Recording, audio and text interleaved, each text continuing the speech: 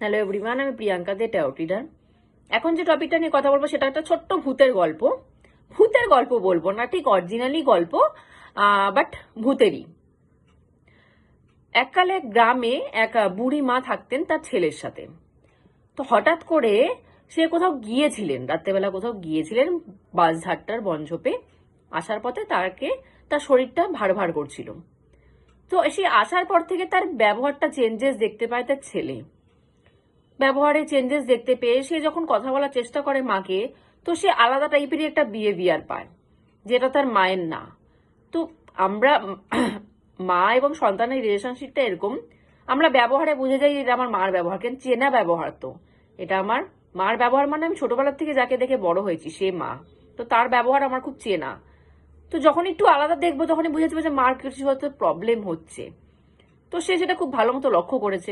একদিন লক্ষ্য করেছে, দুদিন লক্ষ্য করেছে, দেখছে না এটা তো এরকম, তো কোনো মানে আগে তো কোনোদিন মাকে এরকম ভাবে দেখিনি, তো কিছু নিশ্চয়ই প্রবলেম হয়েছে। তো সে জিজ্ঞাসাবাদ করার পরে বা আশেপাশে খোঁজ নেওয়ার পরে শোনা গেল তার মা দুদিন আগে সে বনে গিয়েছিল, কোনো একটা কাজে বনে গিয়েছিল, ঝোপঝাড় দিয়ে এসেছে কিছু একটা।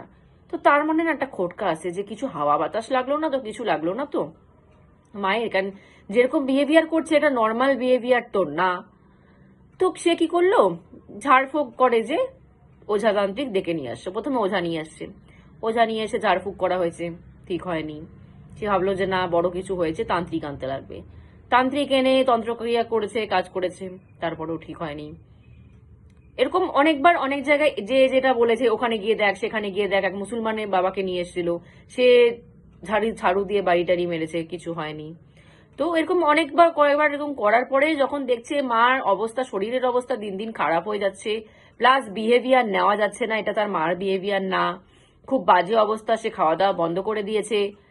তো সে ডিসাইড করলো এখন কি করা যায়, আমি তো মোটামুটি সব রকমই করে নিয়েছি সবকিছু, তো কিছুতেই কিছু হচ্ছে না। তো একজন বললেন যে পাশের গ্রামে এক ঋত্বিক দাদা আছে। ঋত্বিক দাদা বলতে আমাদের অনুকূল ঠাকুরের যারা দীক্ষা দেয় তাদেরকে আমরা ঋত্বিক দাদা বলি। তো ওই এক ঋত্বিক দাদা আছে, খুব ঠাকুরের কথা বলে। তো সে ঠিক করতে পারবে নাকি, একটু কথা বলো। বলছে এত বড় বড় তান্ত্রিক ওঝা ঠিক করতে পারলো না, এক ঋত্বিক দাদা ঠাকুরের কথা বলে শুধু, সে কি করে ঠিক করবে। তো বলছে তুমি একবার যায় দাও, কথা বলো, উনি ঠাকুরের কথা বলে, সে ঠিক করতে না পারলেও কিছু যদি সাজেশন দিয়ে দেয় তাহলেও তো হয়। তো তার কথা মতো, তার কাছে যেহেতু অপশন নেই, সে সবকিছু অলরেডি করে ফেলেছে, তো তার কাছে যেহেতু অপশন নেই, সে বাধ্য হয়ে সে গেল ওই ঋত্বিক দাদার কাছে। গিয়ে সব ঘটনা সে খুলে বলল ঋত্বিক দাদাকে। তো ঋত্বিক দাদা বলছে আমি কাল সকালে তোমার বাড়ি যাব। বলছে ঠিক আছে আসুন। তো সেই কথা মতো সকালবেলা উনি ঋত্বিক দাদা সেই দাদার বাড়িতে গেছেন, ঠাকুরের ফটো নিয়ে গেছেন। তো মাকে বসিয়েছেন, সেই ঋত্বিক দাদার সামনে মাকে বসিয়েছেন। মাকে বসানোর পরে ঋত্বিক দাদা আমাদের ঠাকুরের, অনুকূল ঠাকুরের ফটো বের করেছেন। ফটো বের করে মায়ের সামনে রেখে দিয়েছেন। মায়ের সামনে রেখে দিয়েছেন। আর উনি আমাদের যে বীজ মন্ত্র, আমাদের তো সেরকম বড় বড় তন্ত্রমন্ত্র কিছু নেই, বীজ মন্ত্র, জাস্ট একটা ছোট বীজ মন্ত্র, তো ওই বীজ মন্ত্র পাঠ করা শুরু করে দিয়েছে। ঠাকুরের ফটো রেখে শুধু বীজ মন্ত্র উনি জপে যাচ্ছেন। যেই বীজ মন্ত্র জপে যাচ্ছেন, ঠাকুরের ফটো দেখেছে, সেই বৃদ্ধ মাটা চিৎকার শুরু করেছে, ওরে বাবা রে, একে কাকে নিয়ে আসলি রে, আমি চলে যাব, এখনই চলে যাব, আমাকে ছেড়ে দে, আমার শরীর পুরো জ্বলে যাচ্ছে, তুই মন্ত্র বন্ধ কর, আমার শরীর জ্বলে যাচ্ছে, আমি নিতে পারছি না, আমি এই ফটোর দিকে তাকাতে পারছি না, আমার শরীর জ্বলে যাচ্ছে, আর তুই মন্ত্র বন্ধ কর, আমার শরীর জ্বলে যাচ্ছে, আমি এখনই চলে যাব, তুই চুপ কর, আমি এখনই চলে যাব। এই করে বলতে বলতে উনি কি আর মন্ত্র বন্ধ করে, উনি তো আর মন্ত্র বন্ধ করবে না, মন্ত্র উনি চালিয়েই যাচ্ছে। আর ওদিকে বয়স্ক মা চিৎকার করেই যাচ্ছে। চিৎকার করতে করতে একটা ফেড আপ হয়ে উনি বলছে আমি এখনই চলে গেলাম, তুই চুপ কর, নাহলে আমি এক্ষুনি বেরিয়ে যাব। বলতে বলতে মাটা ঠাস হয়ে পড়ে গেল। মাটাকে তাও জল টল দিয়ে জাগানো হলো, ওঠানো হলো, অজ্ঞান হয়ে গেছিল।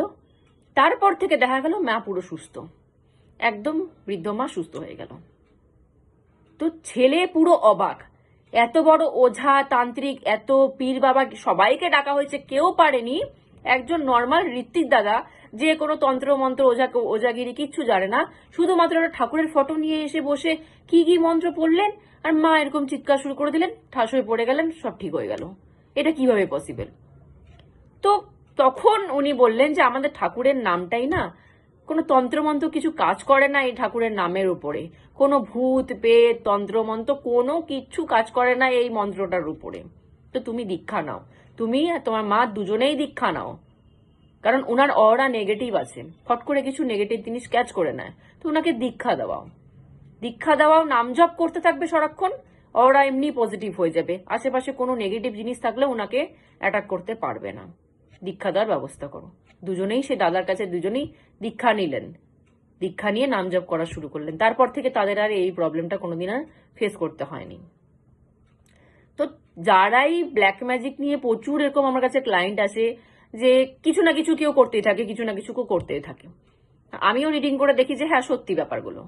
তো যারাই এগুলো প্রবলেম ফেস করো, তাহলে দীক্ষাটা নেও না, দীক্ষাটা নিয়ে নাম জপ করা শুরু করো না।